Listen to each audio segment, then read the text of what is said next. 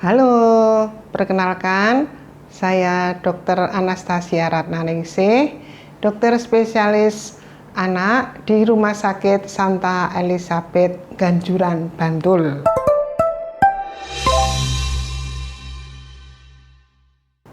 Baru-baru ini banyak sekali yang bertanya tentang penyakit polio ya.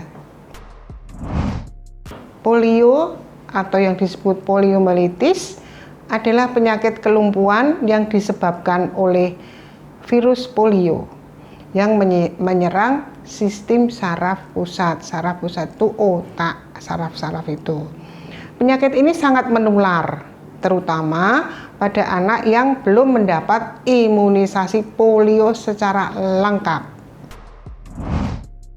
Gejala awal meliputi panas ya, karena ada infeksi virus biasa panas, kemudian seperti kelelahan, kemudian sakit kepala, muntah, sakit di leher, kaku-kaku di leher, kemudian nyeri di tungkai. Gejala ini muncul 7 sampai 10 hari setelah tertular. Jadi seperti kalau kita terkena infeksi virus, karena dia juga masuk dalam golongan virus, maka mirip-mirip seperti itu. Anak yang tertular virus polio bisa mengalami kelumpuhan seumur hidup lumpuhnya, terutama pada kaki. Kematian juga bisa terjadi bila kelumpuhan itu terjadi pada otot-otot pernafasan. Nah, bagaimana bisa bernafas kalau otot pernafasannya lumpuh ya? Virus polio ini paling sering menular di anak balita di bawah usia 5 tahun yang belum mendapat imunisasi polio secara lengkap ya. Risiko meningkat pada anak dengan gizi buruk atau di bawah garis merah GIBUR ya. Daerah cakupan imunisasinya yang rendah, kurang dari 95%. Daerah yang warganya buang air besarnya sembarangan.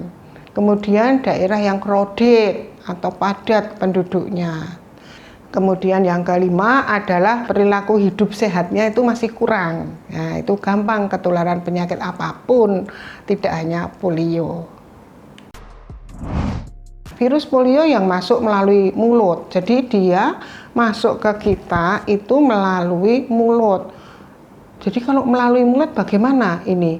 Ya, dia mesti ada yang membawa, seperti makan, minuman yang terkontaminasi virus polio tersebut. Kemudian itu dia akan berkembang biak di situ dan masuk ke saluran susunan saraf pusat gitu. Selanjutnya virus polio ini kalau sudah masuk ke saluran cerna, biasanya kan dia akan ikut BAB kita bersama tinja. Jadi kita bisa yang mengandung virus polio tersebut. Jadi pada anak yang terinfeksi virus polio itu kalau nya sembarangan, berarti dia akan menularkan atau menyebarkan virus polio itu lebih dahsyat ya. Karena dia ada di mana-mana virusnya. Kan virus polio itu dia akan dibuang bersama dengan tinja. Seorang yang tertular virus polio dapat menularkan ke orang lain sekitar 7 sampai 10 hari sebelum gejalanya muncul hingga 6 sampai 8 minggu sesudah kelumpuhan. Jadi ini maksudnya yang belum terjadi gejala tapi dia sudah terinfeksi, kan dia sudah masuk di dalam saluran cerna. Lah dia kan buang air besar. Nah, buang air besar itu dia sudah bisa ikut, si virus polio itu sudah ikut keluar. Jadi virus itu bisa menularkan. Sampai seberapa dia masih ngendon di tempat orang yang terkena polio ini bisa lama, bisa 6 sampai 8 minggu gejala muncul ya.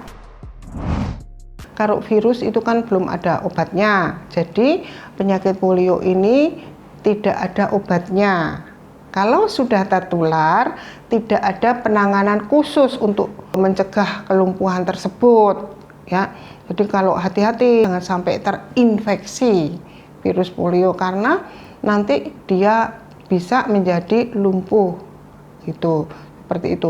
Jadi tidak ada tindakan-tindakan khusus yang mencegah kelumpuhan tersebut.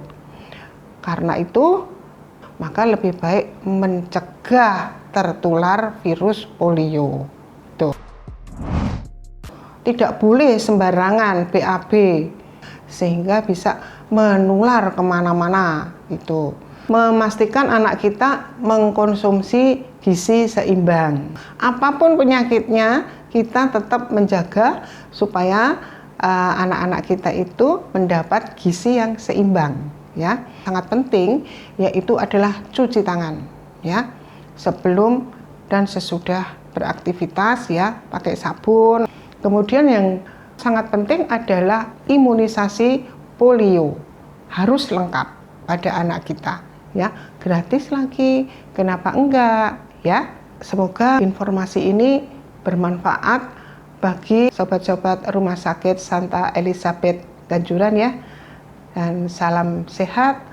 Sampai jumpa lagi di informasi kesehatan yang berikutnya.